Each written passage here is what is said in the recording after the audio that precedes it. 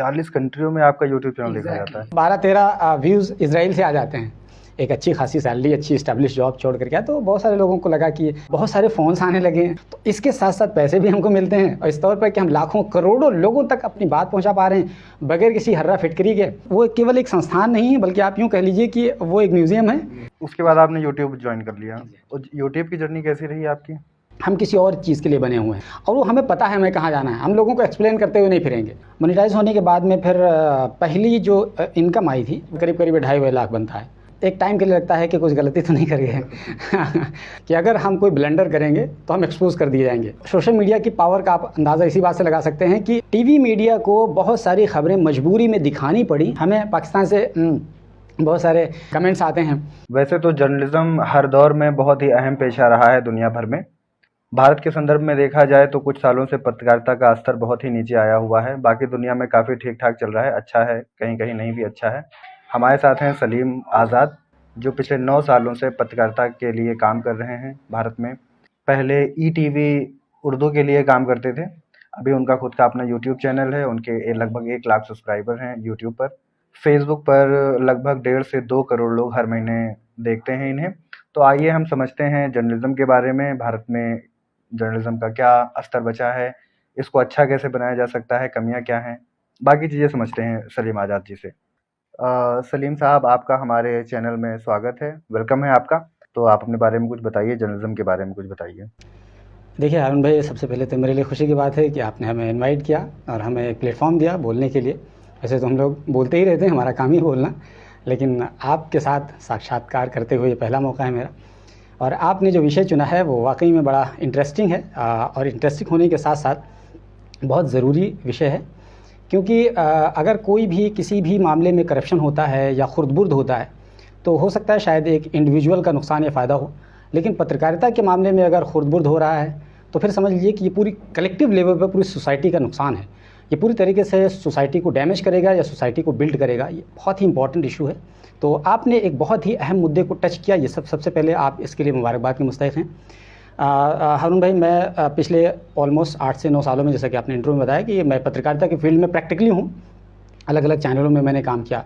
काम करने के साथ साथ मैंने अनुभव किया, पत्रकारिता को समझा, सीखा। पहले तो मैंने पत्रकारिता की पढ़ाई की, फिर प्रैक्टिकल दुनिया में आए, और उसके बाद में फिर जब एक दौर आ गया कि पत्रकारिता पर अंकुश लगाए जाने की कोशिश होने लगी। आप सबको पता है कि वो पीरियड ऐसा क्रूशल रहा है कि पत्रकारिता करना नॉर्मली मतलब मुश्किल होता चला गया। यही कारण है कि बहुत सारे पत्रकार उस फील्ड से निकल करके, टीवी की दुनिया से निकल करके आज़ाद फ़िज़ा में सांस लेने के लिए सोशल प्लेटफॉर्म पर आ गए। किसी ने अपना यूट्यूब चैनल बनाया। जी बिल्कुल। तो उसमें बहुत सारे नाम हैं। तो उसी कड़ी में हम एक भी आ गए। छोटा सा मेरा एक चैनल है यूट्यूब का, ग्लोबल बाउंड्री के नाम से। उसी नाम से फेसबुक का मेरा पेज भी है। तो हम उसी काम को करते हैं और कोशिश करते हैं कि उस दिए की मानंद है जो चारों तरफ घुप अंधेरा हो, उसमें एक टिमटिमाता हुआ मैं एक दिए के रूप में अपने आप को समझता हूँ। बस यही मेरी कोशिश है। शायद बहुत सारे कभी कभी ऐसे होते हैं कि बहुत सारे दिए मिल करके वो पूरा शम्मा रोशन कर देते हैं, बहुत बड़े शम्मे के मानंद बन जाते हैं। तो इस वक्त सोशल मीडिया उसी की भूमिका में है। बहुत सारे दिए अगर इकट्ठा हो जाएंगे तो जिसको सूरज कहते थे वो सूरज बुझ जाएगा, और फिर यही दिया सूरज बन जाएगा। इस वक्त की स्थिति यही है हारून भाई। सोशल मीडिया पब्लिक पर कितना असर डालती है? ज़्यादातर लोग मेन स्ट्रीम मीडिया की तरफ भागते हैं, उनको देखना चाहते हैं। देखिए, अभी तो फ़िलहाल असर डाल रहे हैं, क्योंकि असर डालने का अगर आप मुझसे पूछेंगे बराह रास्त, तो मैं ये जवाब दूंगा कि इस वक्त की जो स्थिति है वो सोशल मीडिया ही की वजह से main stream media, so called जिसको मेन स्ट्रीम मीडिया कहते हैं, वो प्रेशर में रहती है। क्योंकि बहुत सारे वो लोग डरते हैं इस तौर पर कि अगर हम कोई ब्लंडर करेंगे तो हम एक्सपोज कर दिए जाएंगे। और जाहिर है कि एक्सपोज कैसे होगा? सोशल मीडिया के ज़रिए से ही होगा। तो सोशल मीडिया की पावर का आप अंदाज़ा इसी बात से लगा सकते हैं कि उन्हें भी बहुत फूंक फूंक कर कदम रखना पड़ता है, जो अपने आप को so called main stream media कहते हैं। सो कॉल्ड का क्या मतलब? सो कॉल्ड का मतलब ये हो गया कि चूंकि जो मेन स्ट्रीम मीडिया जिसको कहते हैं, वो भी अगर चाहें तो अब उतनी उनकी रीच इस तौर पर नहीं रह गई है कि वो टीवी के माध्यम से लोगों तक अप्रोच कर सकें। अगर वो सोशल मीडिया का सहारा न लें, जैसे कि यूट्यूब हो गया, फेसबुक हो गया, ट्विटर हो गया, तो वो भी लोगों तक इतने बड़े पैमाने पर नहीं पहुंच सकते हैं। तो कुल मिला के ये कहें कि अब ये जो हो गया ये मेन स्ट्रीम हो गया, सोशल मीडिया भी मेन स्ट्रीम हो गया। अब वो चीज़ सो कॉल्ड हो गया, जिसको हम बार बार सो कॉल्ड कह रहे हैं। सो कॉल्ड का मेरे कहने के पीछे का उद्देश्य ही था। हाँ, मतलब बस नाम की टीवी रह गया है, न्यूज़ रह गई है, बाकी क्योंकि उनके भी सोशल प्लेटफॉर्म हैं। आप देखिए कि जितने भी चैनल्स हैं उन तमाम के यूट्यूब चैनल्स हैं पैरेलली, लगभग सारे लोगों के, तो वो भी ऐसे ही करते हैं। और बल्कि अगर आप रेटिंग उठा के एक्चुअली में देखेंगे तो उनके टीवी के जो दर्शक होंगे वो शायद कम होंगे और उनके यूट्यूब के दर्शक ज़्यादा होंगे। तो एक्चुअल में देखा जाए तो वो सो कॉल्ड ही मेन स्ट्रीम है, ये वाला एक्चुअल में मेन स्ट्रीम है, यानी जो हम लोग सोशल मीडिया जिसको हम लोग कह देते हैं, ये एक्चुअल में मेन स्ट्रीम मीडिया बन गया है। हाँ। यूट्यूब पर बहुत सारे यूट्यूबर्स हैं जो जर्नलिज्म के लिए काम करते हैं और अभी उन्होंने जल्दी ही सत्ता से अजीब क्वेश्चन किए गए, जैसे कि डिक्टेटरशिप हो गया या जो घोटाले हुए, स्कैम्स हुए, उन पर मेन स्ट्रीम मीडिया बात नहीं करता है, सोशल मीडिया ही बात करता है। उस बारे में क्या कहना चाहेंगे आप? हारून भाई, अब मेन स्ट्रीम मीडिया को फिर हमें मेन स्ट्रीम मीडिया मुझसे कहना पड़ रहा है, मतलब ऐसे ही समझ लीजिए कि वो टीवी मीडिया को बहुत सारी खबरें मजबूरी में दिखानी पड़ी, हालांकि वो उस तौर पर नहीं दिखा सके, लेकिन सोशल मीडिया के प्रेशर में आकर के उन्हें बहुत सारी ऐसी खबरें एक स्टोरी के फॉर्मेट में ऐसे रनिंग में चलानी पड़ गई, क्योंकि अगर नहीं चलाते तो एक तरीके से वो स्ट्रेट फॉरवर्ड में उन्हें एक रंग में ऐसे ढकेल दिया जाता। मान लीजिए कि इलेक्टोरल बॉन्ड का एक बहुत बड़ा महा घोटाला निकल करके सामने आया, दुनिया का सबसे बड़ा घोटाला उसको कह सकते हैं कुछ लोगों ने कहा। अभी तो उसकी गगरी अभी भी क्लियरली बंद है, अभी जब फूटेगी तो वो एक बहुत बड़े बड़े जिन उसमें निकल करके आएंगे। हाँ, निर्मला सीतारमण जो हैं उनके हस्बैंड ने भी इस बारे में कहा कि ये दुनिया का सबसे बड़ा घोटाला। इलेक्ट्रॉल बॉन्ड की ये पूरी चीज़ें सामने आई, पूरी परतें, तो हम जैसे लोगों ने, छोटे छोटे लोगों ने जो सोशल मीडिया पर काम करते हैं, उन लोगों ने अपने लिमिटेड रिसोर्सेज के साथ में इस पर काम करना शुरू किया। हमारे चैनल पे भी कम से कम कई 1 दर्जन से ज़्यादा स्टोरीज़ तो इससे रिलेटेड पड़ी ही होंगी, हमने खूब मेहनत किया। तो हमने ये देखा कि सोशल मीडिया पर ही लोग ज़्यादातर इन तमाम चीज़ों के बारे में बातचीत कर रहे हैं, और यही कारण है कि बहुत सारे ऐसे लोग जो जब ये इसका दौर आया, लोकसभा इलेक्शन का दौर आया, तो उस ज़माने में इलेक्टोरल बॉन्ड के सिलसिले में लोग बातें करते नज़र आए। शायद अगर सोशल मीडिया का ज़माना ना होता, सोशल मीडिया के ज़रिए से इतना एक्सपोजर ना मिला होता, तो लोकल लोग इसके बारे में जान भी नहीं रहे होते। इलेक्शन के ज़माने में जो बातें हो रही थी, तो कहीं ना कहीं सोशल मीडिया का ही दबाव था, प्रेशर था, उन्हीं की एक मुखर आवाज़ थी, जिसकी वजह से इलेक्टोरल बॉन्ड का जैसा बड़ा घोटाला लोगों के कानों तक पहुंच सका। अभी तक केवल पहुंच सका है, लोगों के कानों की झंझनाहट को उसने घंटी नहीं बजाई, केवल पहुंचे, क्योंकि जाहिर है कि एक तरफ एक लिमिटेड कुछ यूट्यूब चैनल्स हैं बात कर रहे हैं, दूसरी तरफ पूरा मेन तंत्र जिसको मीडिया कहते हैं, टीवी के ज़रिए से भी और अपने सोशल मीडिया के ज़रिए से भी वो दबाने पर लगा हुआ होता है। तो जाहिर सी बात है फिर इतने बड़े पैमाने पर चीज़ें नहीं पहुंच पाती है। और जहाँ तक गांव देहात के लोग होते हैं, जो कम पढ़े लिखे लोग होते हैं, तो उनके लिए दिक्कत ये होती है कि इतनी पेचीदगियों को लोग समझ नहीं पाते। इलेक्टोरल बॉन्ड इतना लंबा लंबा, ये टर्मिनोलॉजी समझ नहीं पाते, तो इसी वजह से इसका फ़ायदा मिल जाता है सरकारों को भी और इस टाइप की मीडिया हाउसेस को भी, जो इन तमाम चीज़ों को एक्सपोज नहीं करना चाह रहे या छुपाना चाह रहे थे। लोग आमतौर पर सहल चीज़ें समझना चाहते हैं, जो बहुत ही आसानी के साथ, जैसे मान लीजिए किसी का मर्डर हो गया, या पुल टूट गया, ये तमाम चीज़ें लोग चटखारे लेकर सुनते भी हैं, हमें मज़ा भी आता है, और वो चीज़ें सोशल मीडिया भी प्रोवाइड कर देती है और टीवी मीडिया भी प्रोवाइड कर देती है, और बस उसी में लोग मस्त हो जाते हैं।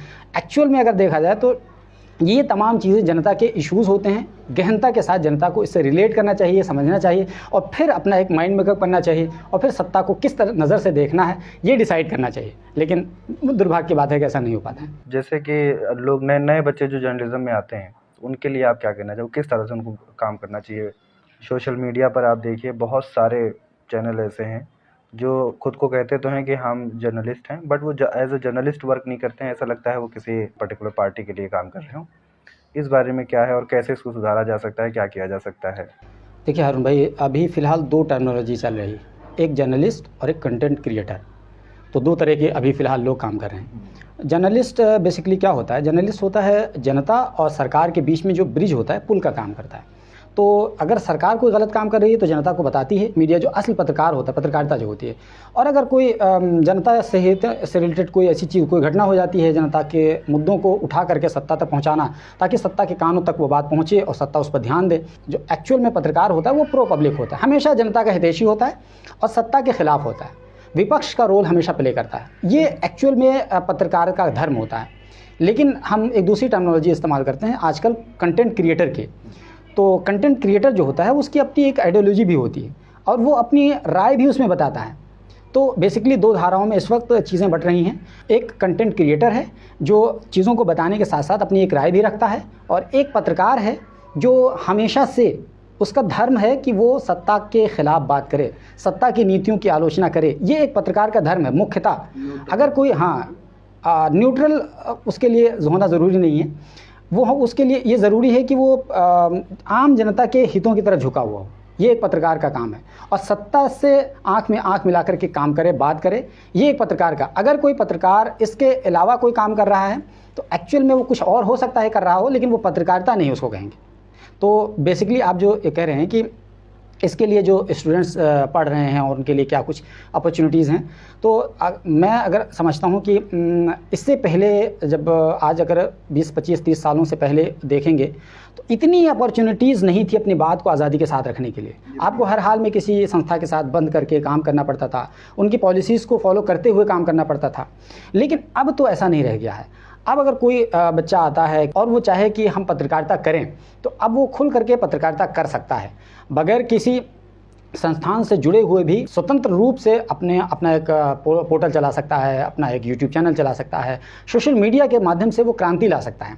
तो बहुत सारे अपॉर्चुनिटीज़ हैं अरुण भाई। पहले हम लोगों को शायद इतना मौका नहीं था। शुरुआत के दिनों में जब हम लोग पत्रकारिता का कोर्स कर रहे थे तब शायद अंदाज़ा भी नहीं था कि सोशल मीडिया की क्रांति होगी और हम भी आ जाएंगे इस फील्ड में, इस गंगा में हम भी नहाने लगेंगे। लेकिन फॉर्चुनेटली ये वक्त आया और हम लोगों को मौका मिला, क्योंकि जब मुझे याद है कि जब हम ETV में थे तो हमें आभास हो चला था कि धीरे धीरे दिशा बदल रही है। तो हम लोगों ने भी सोचा कि क्यों ना अपनी एक राह तलाश की जाए, और उसी कड़ी में धीरे धीरे हम लोगों ने अपना रास्ता समतल किया और फिर अपनी दिशा पकड़ी। फाइनली चैनल से रिज़ाइन किया। रिज़ाइन करने के बाद आज़ादी के साथ, जैसे कि मेरा नाम सलीम आज़ाद है, तो मैंने अपने नाम को साकार करते हुए हमने अपना चैनल बनाया और इस फील्ड में आ गए। तो बहुत सारे लोगों के लिए अपॉर्चुनिटी है और आ सकते हैं आने वाले नौजवान। ETV को जब आपने ज्वाइन किया उस बारे में कुछ बताइए, कोई एक्सपीरियंस आपका कुछ खास? देखिए, एक्सपीरियंस तो कोई इस तौर पर ख़ास नहीं है कि वो कोई खिलाड़ी और मदारी का कोई जगह तो है नहीं। वो बेसिकली एक संस्थान है, सीरियस और गंभीर संस्थान है। ETV एक बहुत बड़ा प्लेटफॉर्म है। हैदराबाद में इसका हेडक्वार्टर है। इसके कई सारे चैनल्स हैं। ऑलमोस्ट अब तो ETV भारत करके पोर्टल है, तो उसमें करीब करीब 16 चैनल्स हैं। 3 नेशनल हैं, 13 रीजनल चैनल्स हैं। बाकी इसमें हज़ारों की संख्या में कंट्रीब्यूटर हैं, रिपोर्टर हैं और इसके स्ट्रिंगर्स हैं। करीब 1000-1200 अगर देखा जाए तो हेड ऑफिस में लोग काम करते हैं। बहुत बड़ी टीम के साथ वहाँ पर काम होता है। हम ये जानना चाह रहे हैं दर्शकों के लिए कि आपका अपना एक्सपीरियंस कैसा रहा वहाँ पर? हाँ, मैं आ रहा हूँ। तो जब हम वहाँ पर गए तो पहली मरतबा तो हम किसी भी इस तौर पर इस संस्थान में गए थे। वैसे हम इससे पहले जहाँ काम करते थे तो वो ठीक था, एक सेटेलाइट चैनल का संस्थान था, वो अच्छा था। लेकिन इतने बड़े पैमाने पर लोगों के साथ इंटरेक्ट होना पहली मरतबा मौका मिला। बिल्डिंग में जब पहली मरतबा गए तो एक अलग फीलिंग आई। नया नया दौर, एक नया वाइब आया, एक नई चीज़ें देखने को मिली और बहुत कुछ सीखने को मिला। क्योंकि वो एक ऐसी जगह थी ETV, वहाँ जैसा कि मैंने बताया 16 चैनल्स हैं और 13 रीजनल चैनल्स हैं। तो वहाँ पूरे भारत से हर तरह के लोग आपको मिलेंगे, सारे रीजन के लोग आपको मिलेंगे। उड़िया के लोग मिलेंगे, बंगाल के मिलेंगे, आसाम के, महाराष्ट्र के, केरला के, तमिलनाडु के, मतलब पूरा पैन इंडिया आपको मिलेंगे। तो आपका एक तरीके से नहीं, वो केवल एक संस्थान नहीं है, बल्कि आप यूँ कह लीजिए कि वो एक म्यूज़ियम है जहाँ पर हर तरह की चीज़ें मिलेंगी, हर तरह के लोग मिलेंगे, उनसे इंटरेक्ट करने का मौका मिलेगा, उनके खान पान के बारे में, उनके कल्चर के बारे में, उनके बारे में बहुत कुछ समझने को मौका मिलता है। एक्सपोजर होता है, खुल करके होता है। तो बहुत अच्छा एक्सपीरियंस रहा, वंडरफुल रहा। लेकिन चूंकि हमें एक नई दिशा में जाना था तो इस वजह से मजबूरन छोड़ना पड़ गया वो प्लेटफॉर्म। उसके बाद आपने YouTube ज्वाइन कर लिया। Exactly. YouTube की जर्नी कैसी रही आपकी? शुरुआत की अगर हम बात करें तो शुरुआत में उतना बहुत अच्छा खासा रिस्पांस तो नहीं था। जैसा होता है कि हर बिज़नेस में इंसान उकता जाता है, ऊब जाता है, अप्स एंड डाउन्स आते हैं। एक टाइम के लिए लगता है कि कुछ गलती तो नहीं कर गए ये भी आए, ऐसा फेसेस आया अगर ऑनेस्टी के साथ कहूँ, क्योंकि ये होता है जनरली। तो जब शुरुआत हमने की तो ऐसा लगा कि कुछ गलती तो नहीं कर गई। हालांकि बहुत सारे लोग जब जॉब छोड़ करके आए, एक अच्छी खासी सैलरी, अच्छी इस्टेब्लिश जॉब छोड़ करके आए, तो बहुत सारे लोगों को लगा कि आपने गलती कर दिया। लोगों ने कहा भी हमारे मुंह पर कि आपने गलती कर दी, आपने सही डिसीजन नहीं लिया। तो हमको लगा यार हो सकता है शायद सही डिसीजन वाकई में ना हुआ। फिर जब आपको लगता है कि हम किसी और चीज़ के लिए बने हुए हैं और वो हमें पता है हमें कहाँ जाना है, हम लोगों को एक्सप्लेन करते हुए नहीं फिरेंगे, तो फिर थोड़ी सी हिम्मत बनती है, अपने आप को इंटरनली मोटिवेट करते हैं। उसके बाद में फिर इस तरह के सिचुएशंस आते हैं। तो कई बार इस तरह के सिचुएशंस आई गई, अपने आप को डीमोटिवेट किया, मोटिवेट किया, सेल्फ मोटिवेट किया, कई तरह की चीज़ें की। लेकिन जब उसका रिस्पांस एक बार मिलने लगा हारून भाई, तो मैं समझता हूँ कि फिर मैंने लगा कि ये सबसे अच्छा डिसीजन था मेरी लाइफ का। और इससे बेहतर डिसीजन कुछ हो नहीं सकता, क्योंकि जब हमने देखा कि लाखों लोगों तक हमारी रीच होने लगी, बहुत सारे फ़ोन्स आने लगे हैं। एक तो हमारे पास मैनचेस्टर से कोई आसिफ करके हैं, वो अगर वीडियो को देखेंगे तो समझ जाएंगे। उनका 2-3 मरतबा फ़ोन आया, मैनचेस्टर से फ़ोन आया और हमको उन्होंने मदऊ भी किया कि सलीम भाई मैं आपके वीडियो देखता हूँ, न केवल मैं देखता हूँ बल्कि मेरी पूरी फैमिली देखती है।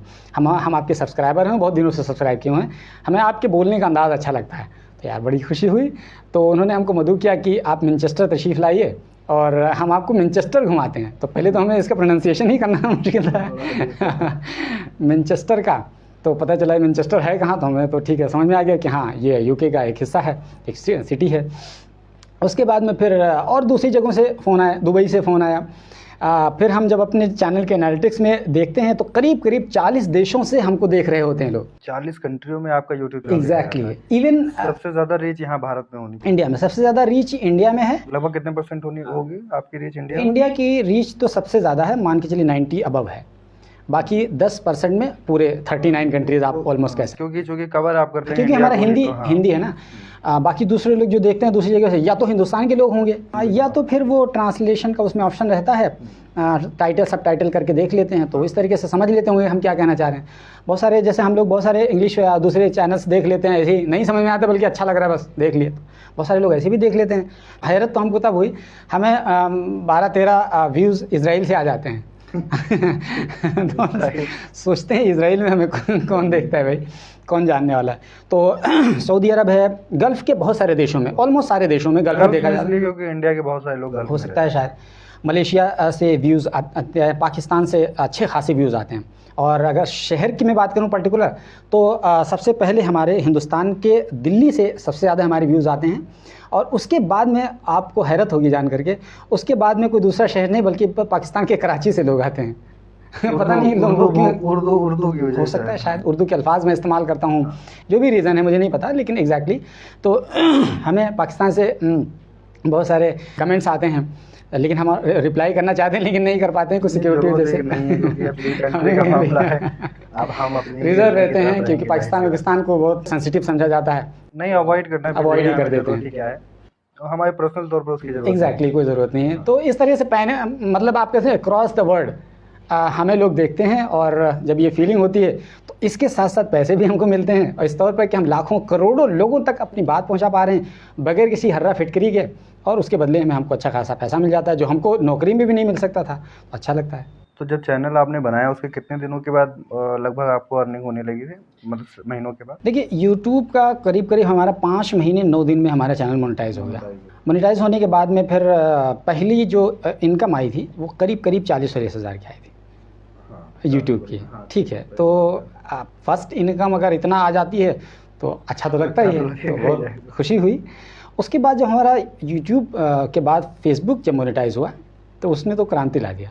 तो फेसबुक से हमें बहुत अच्छा खासा मुझे याद है कि एक महीने में हमें $3000 फेसबुक से मिल गया था, तो वो बड़ा यूनिक था, करीब 2.5 लाख बनता है, और लाखों में कई मरतबा है। तो इस तरीके से आप यूँ कह लीजिए कि नॉर्मली हमारा फेसबुक से बहुत अच्छा रेवेन्यू होता है, क्योंकि जैसे कि मैंने आपको बताया कि फेसबुक पे हमारी जो रीच है वो करीब 1.5 से 2 करोड़ के बीच में हमारी महीने की।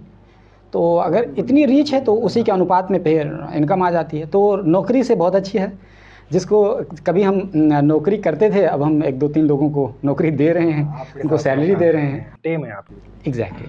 वीडियो जब आप बनाते हैं तो उसको फैक्ट चेक कैसे करते हैं, क्या होता है, टीम आपकी कैसे काम करती है इस पर? देखिए वीडियो दो तीन तरीके से बनते हैं। एक तो यह है कि जो डेली बेसिस पे खबरें आ रही होती हैं वो जा रही होती हैं, तो वो हम एजेंसियों से देखते हैं, उसको पढ़ते हैं, उसकी जो फैक्चुअल चीज़ें होती हैं उसको हम दिमाग में रखते हुए उसके बाद में हम नोट डाउन करते हैं। नोट डाउन के बाद हमारे पास टेलीप्रॉम्प्टर वगैरह सारी चीज़ें हैं, तो हम उसको एंकर के थ्रू या तो एंकर हमारी पढ़ देती है या तो हम कर देते हैं।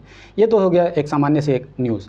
लेकिन जब कोई हम कॉम्प्रहेंसिव स्टोरी करते हैं तो उसको हम कई एंगल से फैक्चुअली चेक करते हैं। ऑथेंटिक सोर्सेज से जब हम उसको चेक कर लेते हैं, हम सेटिस्फाई हो जाते हैं कि हम हर एंगल से हमारा मामला क्लियर है। उसके बाद में फिर हम उसको पहले लिखते हैं। शुरू में हमारे पास टेलीप्रॉम्प्टर नहीं था, हमने बाद में टेलीप्रॉम्प्टर वगैरह सब खरीद लिया। तो जब टेलीप्रॉम्प्टर नहीं था तो हम क्या करते थे, ऐसे ही पेपर होता था, हम इसी पेपर में पॉइंट्स जो होते हाईलाइट्स हम उसे नोट डाउन कर लेते थे। ऐसे नोट डाउन कर लीजिए, और हमको पता होता था, जैसे मान लीजिए कि इसके संदर्भ में हमें कितनी बातें कहनी है, इसके संदर्भ में हमें कितनी बातें एक कहेंगे। पीपीटी आप रेडी कर लेते थे और हाँ आप पीपीटी के तौर पर कह सकते हैं। तो हमें इतना रहता था कि इस पॉइंट को हमने लिखा है, इतनी बातें हमें इस पॉइंट के संदर्भ में कहनी है, और इस तरीके से हम एक्सप्लेन करते थे। अगर कोई रीटेक हो जाता था तो उसको हम कट कर देते थे एडिटिंग में। शुरुआत जब हमने की थी तो हम अकेले थे, पूरा हम अकेले काफ़िला था। खुद ही करना, रिसर्च करना, खुद ही एंकरिंग करना, खुद ही एडिटिंग करना, खुद ही सब कुछ करना ओवरऑल। लेकिन फिर जैसे ही आगे बढ़ते चले गए, कारवां बढ़ता चला गया, और अब अल्हम्दुलिल्लाह 3-4 लोगों की एक पूरी टीम है। स्टार्टिंग फेज काफ़ी टफ रहता है यूट्यूब और फेसबुक। बिल्कुल, हर चीज़ का टफ होता है, तो ये भी है। लेकिन जब एक बार चल जाता है, दुकान चल गई तो फिर चल गई, ग्राहक आने ब्लू प्रिंट है। एक यूट्यूब पर हमने देखा, आप ध्रुव राठी को जानते होंगे, काफ़ी फेमस है। उन्होंने एक यूट्यूब ब्लू प्रिंट नाम का एक कोर्स बनाया हुआ था, उसको हमने रिव्यू करा हुआ था थोड़ा बहुत। तो उस बारे में क्या है, वैसे ही सब कुछ होता है जैसा उन्होंने बताया या बस हवाबाजी है? मैंने तो देखा नहीं वो वीडियो, किसके बारे में बात कर रहे हैं। मतलब ध्रुव राठी के वीडियोस वो देखा, लेकिन जिस पर्टिकुलर वीडियो की बात कर रहे हैं मैंने नहीं देखा। अलबत्ता इसमें ब्लू प्रिंट कुछ नहीं होता है। यूट्यूब बेसिकली एक प्लेटफॉर्म है, सब जानते हैं। उसमें चैनल क्रिएट करने का ऑप्शन होता है। चैनल क्रिएट कर लीजिए, कस्टमाइज़ कर लीजिए, प्रोफेशनल जोन में चैनल आ जाए, वीडियोस बनाकर अपलोड करते रहिए। कोई भी आकर के ज़ीरो इन्वेस्टमेंट के साथ कोई टैलेंट हो शुरू कर सकता है। मतलब एक सिर्फ आपका कंटेंट अगर बेहतर है तो वीडियो आपका देखा जाएगा। यही किस फील्ड में आपकी महारत है, किस फील्ड में आप अच्छा कर सकते हैं, छोड़ दीजिए किसी और के सजेशन कि आपको ये करना चाहिए नहीं करना चाहिए। अपने आप से पूछिए कि आप किस में बेहतर कर सकते हैं। हो सकता है कि कोई अच्छा न्यूज़ में कर सकता है, हो सकता है किसी के फाइनेंस में बहुत अच्छी दिलचस्पी हो सकता है कोई एक्टिंग वगैरह बहुत अच्छा कर सकता हो सकता है कोई कॉमेडी अच्छा कर सकता हो सकता है कोई अच्छा खाना बना सकता हो सकता है कोई व्लॉगिंग बहुत अच्छा कर सकता हो, ट्रैवल व्लॉग और कई तरह के व्लॉगिंग हो सकते हैं। हो सकता है कोई ऐसा लीगल से रिलेटेड, जैसे एडवोकेसी से रिलेटेड कोई काम कर सकता हो। तो इतने जॉनर हैं, इतने पॉइंट्स हैं काम करने के लिए, इतने निश हैं पर्टिकुलर, जिसको टेक्निकल भाषा में निश बोलते हैं, इतने निश हैं काम करने के लिए। बस अपने आप से पूछना है कि आप किस में बेहतर कर सकते हैं। तो जिसमें आप कंफर्टेबल हो, आप बेहतर कर सकते हो, आपको नॉलेज हो, आपको दिलचस्पी हो, बस आंख बंद करके उसी निश को शुरू कर दीजिए और उसी पर्टिकुलर निश पे काम करते रहिए, और फिर रास्ता खुद ब खुद निकलता चला जाएगा। मैं उसको एक एग्जांपल के तौर पर समझाता हूँ। जैसे मान लीजिए किसी को यहाँ से दिल्ली जाना है, तो गाड़ी की जो हेडलाइट है उसको कितनी दूर दिखाई दे रही है रात में, 200 मीटर, 300 मीटर, लेकिन दिल्ली यहाँ से तो नहीं दिखाई दे रहा है। लेकिन जैसे जैसे वो चलता जाएगा, वो आगे वो रास्ता दिखता चला जाएगा, दिखता चला जाएगा, यहाँ तक कि वो दिल्ली पहुँच जाएगा। लेकिन अगर कोई ये सोचे कि हम यहीं से दिल्ली जब तक नहीं देख लेंगे तब तक हम रास्ते की शुरुआत नहीं करेंगे। स्वामी विवेकानंद ने इस बारे में कहा कि आप उतना चलिए जितना आपको दिखाई देता है, फिर आगे का रास्ता खुद ही आता जाएगा। तो बस आपको जिस नीश में दिलचस्पी हो, बस पर्टिकुलर चैनल को बनाइए उसी नीश के एतबार से, और फिर निकल दीजिए, और फिर आगे देखिए रास्ता कितना आसान होता चला जाता है। आपको पता भी नहीं चलेगा कि कितने रास्ते खुलते चले जाते हैं। माइंड में दुनिया जहान के आइडियाज़ आते चले जाते हैं। आप सोएंगे तो सपने भी आपको यूट्यूब से रिलेट आएंगे। मतलब यूट्यूब का करियर ठीक है। मुझे लगता है कि अभी आने वाले 15 से 20 सालों में ये यूट्यूब का करियर ऐसे बूम करेगा, क्योंकि अभी हिंदुस्तान में इमेच्योरिटी है ऑडियंस के लेवल पर। यूट्यूब की अगर बात करें, यूरोप और दूसरे कंट्रीज़ में तो ऑडियंस बहुत मैच्योर हो गई है। यही वजह है कि यूट्यूब ने वहाँ से प्रीमियमशिप वगैरह तमाम चीज़ें लॉन्च कर दी। अभी हिंदुस्तान में लॉन्च नहीं किया, क्योंकि यूट्यूब को भी पता है यहाँ लोग अभी इतना पैसा देने के लिए तैयार। यूट्यूब पे प्रीमियम आ गया है, लेकिन उसको रोल आउट नहीं, कम्प्लीटली रोल आउट नहीं किया। हो सकता है कुछ लोग उसको अवेल कर पा रहे हों, लेकिन रोल आउट कम्प्लीटली नहीं किया। लेकिन यूरोप में कहीं कहीं तो बिल्कुल नेसेसिटी कर दिया है, क्योंकि वहाँ के जो व्यूवर्स हैं वो बहुत जागरूक हैं। वो प्रीमियम चीज़ों को कंज्यूम करना पसंद करते हैं पैसा दे करके, क्योंकि उनके पास पैसा है। लेकिन हिंदुस्तान में अगर किसी से पैसा कह दो कि पैसा देंगे, तो कहेगा नहीं हम तुमको अनसब्सक्राइब कर देंगे, देंगे ही नहीं। यहाँ पे ज़्यादातर चीज़ें जो है वो फ्री है, अगर फ्री है तो लोग देखते हैं। इसीलिए यूट्यूब प्लेटफॉर्म भी अभी थोड़ा सा लचर रवैया अख्तियार कर रहा है ऑडियंस को देखते हुए। जब ये लोग मेच्योर हो जाएंगे, मुझे लगता है कि 8-10 सालों में जब यहाँ की ऑडियंस मेच्योर हो जाएगी, फिर यूट्यूब उन्हीं के हिसाब से फिर पेश आएगा। फिर उसके बाद देखिएगा कि यूट्यूब का करियर कितना बूम करेगा। अभी बहुत ज़्यादा स्कोप है यूट्यूब के लिए, बहुत ही ज़्यादा है। मतलब हम तो जो फ्यूचर देख रहे हैं यूट्यूब का, आप अंदाज़ा नहीं लगा सकते हैं कि यूट्यूब का कितना फ्यूचर है, अगर ये ऐप बंद ना होता है तो। नहीं होगी। अब मोदी जी अगर चाहें तो बंद हो जाएगा, 8 बजे आकर के कह दें तीसरी बार प्रधानमंत्री बन गए हैं, तो ऑब्वियसली बात है। देखिए बंद हो जाएगा तो दूसरा कुछ आएगा। चाइना की बहुत सारी ऐप उन्होंने बंद कर दी। अभी एक्स, उसने कहा कि हम काम नहीं कर पाएंगे, हम चले जाएंगे, हम पर प्रेशर बहुत ज़्यादा बनाया जा रहा है। तो यूट्यूब पर भी हो सकता है प्रेशर बनाया जाए। बहुत सारे यूट्यूबर्स हैं जिन लोगों ने कहा कि हमारे चैनल्स को बंद कर दिया गया क्योंकि हमने गवर्नमेंट के लिए बोला। बंद करना, देखिए ये तो मैंने इसे कह दिया, हम उधरिया हैं, हमें अपना हुनर मालूम है, जिस तरफ जाएंगे रास्ता आ जाएगा। तो ये तमाम चीज़ें आ ही जाएंगी, तो एक बंद होगा दूसरा आ जाएगा, तो अल्टरनेटिव हमेशा रहेगा और इसकी बहुत ज़्यादा चिंता नहीं करनी चाहिए। हमने तो ऐसी मजाक मूड में कह दिया कि यूट्यूब बंद हो जाए, लेकिन कभी बंद भी हो जाएगा इससे कोई नहीं बंद नहीं होगा, वो बात आपकी सही है, क्योंकि अगर बंद भी हो जाएगा तो अल्टरनेट टेक्नोलॉजी है, आप कोई और बना देगा उस चीज़ को, सेम चीज़ आ जाएगी। प्रकृति का नियम है कि हमेशा से कभी भी वैक्यूम नहीं रहता, हमेशा फिल कर दिया जाता है, फिल कर दिया जाता है, खाली जगह नहीं खाली रहती। जगह नहीं रहती। हाँ, लेकिन बंद करने को तो बंद कर ही सकते हैं, आप मोदी जाने फेमस। डराइए नहीं हमको।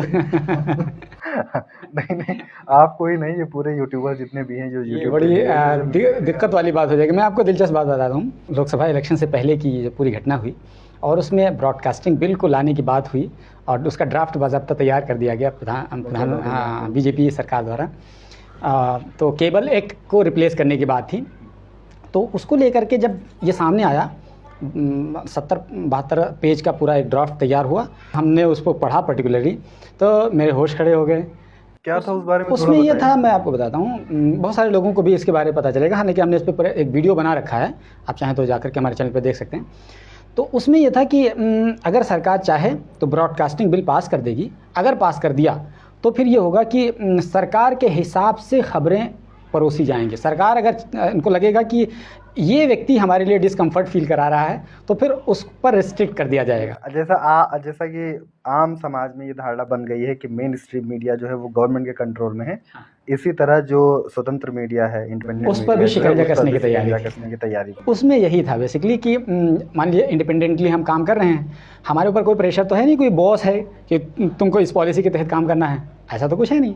तो हम आज़ादी के साथ काम करते हैं, पत्रकारिता का धर्म निभाते हैं। लेकिन सरकार अगर वो बिल पास कर दे, कानून के रूप में आ जाएगा ब्रॉडकास्टिंग बिल, फिर उसके बाद में हम सरकार के एतबार से काम करने पर मजबूर हो जाएंगे, हमको रजिस्ट्रेशन कराना पड़ेगा। और फिर उसके बाद में उसमें पॉइंट्स लिखा भी होता है कि सरकार अगर जब चाहेगी आपके यहाँ धावा बोल देगी, आपके इतने इक्विपमेंट्स हैं उसको सीज़ कर लेगी, जिससे आप यूज़, मान लीजिए कि हम कैमरा से रिकॉर्ड करते हैं, मोबाइल से रिकॉर्ड करते हैं, तो वो तमाम टूल्स सीज़ कर लेगी। सिस्टम पे, लैपटॉप पे हम एडिट करते हैं, वो सिस्टम लैपटॉप सीज़ कर लेगी। जो भी इक्विपमेंट्स अभी कुर्सी उर्सी चेयर वर टेबल वेबल है, तमाम चीज़ें, हाँ, वो ले आएगी, डाला वाला ले उठा के लेके चले जाएगी। और उसमें ये भी था कि जब वो जो अधिकारी आएगा उसके सम्मान का भी आपको ख्याल रखना है, यानी उसको चाय पानी भी पिलाना है। मतलब आप अपना सामान भी उसको देंगे और चाय पानी भी पिलाएंगे। ये तमाम चीज़ें थी, लेकिन किस्मत कही है कि इस बार बीजेपी इतनी पावरफुल अंदाज में नहीं आ पाई, तो इस वजह से शायद हाँ थोड़ी सी राहत की बात है, सांस लेने की बात है। वरना अगर बहुमत से आ गई होती तो इस ब्रॉडकास्टिंग बिल को पास होने से कोई रोक नहीं पाता। और फिर हम लोगों के लिए सबसे ज़्यादा चिंता की बात थी जब नतीजे आ रहे थे लोकसभा के, तो हारून भाई सबसे ज़्यादा, मैं ईमानदारी से बताऊँ, हम सबसे ज़्यादा हमारा दिमाग अटका हुआ था इसी बात की चिंता थी, ये बिल अगर आ जाएगा तो ये बिल ना पास हो जाए। ये सिर्फ जर्नलिस्टों के लिए नहीं या यूट्यूबर्स के लिए नहीं, या आम पब्लिक के लिए भी किसी के लिए भी खतरनाक। मतलब जर्नलिस्ट के लिए तो था ही था, लेकिन अब मान लीजिए आपका ट्विटर है, फेसबुक है, कुछ भी है, कहीं ना कहीं प्लेटफॉर्म पे है ना, आपने अगर वहाँ पर कुछ लिख दिया और सरकार को लगा कि ये हमारे लिए ठीक नहीं है, आप भी उसके दायरे में आ जाएं, क्योंकि आपको ब्रॉडकास्टर कंसीडर कर लिया जाता। आप देखिए सबके हाथ मोबाइल है, हर आदमी कुछ ना कुछ लिखता रहता है सोशल मीडिया पर, तो सब पर वो शिकंजा कसने वाला था। कोई ये सोचे कि नहीं केवल जर्नलिस्ट, और जब सब पर शिकंजा कसने वाला था, और मान लो कि जिसके पास नहीं भी है मोबाइल, तो क्या उनके अधिकारों का हनन नहीं होता जब हम जैसे लोगों पर शिकंजा कस जाता? तो क्योंकि हम जैसे लोग ही हैं जो आपके हितों की रक्षा के लिए आवाज़ उठाते हैं, तो जब हम लोग दबोच लिए जाएंगे तो फिर आपके अधिकारों की, आपको तो ऐसे ही मसल दिया जाएगा, मरोड़ दिया जाएगा, आपको तो पता भी नहीं रहेगा। फिर दिन रात आपको वो भाषण सुनाया जाएगा, मन की बात सुनाई जाएगी, तन की बात सुनाई जाएगी, हर तरह की बात सुनाई जाएगी, और ऐसा लगेगा बिल्कुल चंगा सी ये सारी चीज़ें एकदम गुले गुलजार है, की बातें ऊपर नहीं आने वाली हैं। चाइना और नॉर्थ कोरिया जैसा माहौल बना जाएगा और धीरे धीरे इंसान का माइंड मेकअप ऐसे बन जाएगा, फिर खाओ पियो मस्त करो। हम लोग भी ब्लॉगिंग करने लगते, क्या करते, रोजी रोटी तो चलाना ही। हमने रवीश कुमार को सुना था या किसी को सुना था, उन्होंने कहा था कि लोगों को इतना निचोड़ लो, वो लोग जिंदा रहने को ही तरक्की समझने लगे, कि यही विकास हो रहा है।